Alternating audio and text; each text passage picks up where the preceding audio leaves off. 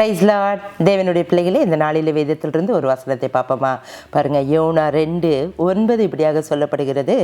நானோவெனில் துதியின் சத்தத்தை உமக்கு பலியிடுவேன், நான் பண்ணின பொருந்தனையை செலுத்துவேன், ரட்சிப்பு கர்த்தருடையது என்று யோனா சொல்லுகிறாரு. யோனா என்கிற பக்தன் வேதத்தில் இருக்கிறாரு. அவர் ஆண்டவர் ஒரு இடத்துக்கு போக சொல்கிறாரு. ஆனால் அந்த இடத்துக்கு போகாமல் அவர் விரும்புகிற இடத்துக்கு அவர் போக நினைக்கிறாரு. அப்போ தான் அவர் மீனின் வயிற்றுக்குள்ளாக அவர் போகிறாரு. போன பிறகு அவர் உள்ளே போய் ரொம்ப ஃப்ரஸ்ட்ரேட் ஆகிடுறாரு. ஐயோ இப்படி ஆயிடுச்சே அப்படின்னு சொல்லிட்டு அப்புறம் தான் ஆண்டவரை நினைக்கிறாரு, ஜெபத்தை ஏறெடுக்கிறாரு.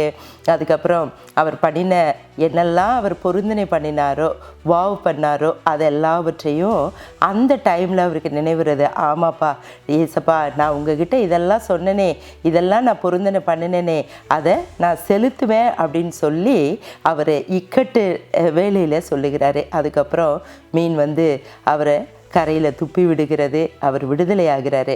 அதே போல் சூழ்நிலையில் நீங்கள் இருக்கிறீங்களா? ஆண்டவர் உங்களை அதன் மூலமாக ஒரு விடுதலையை வைத்திருக்கிறாரு.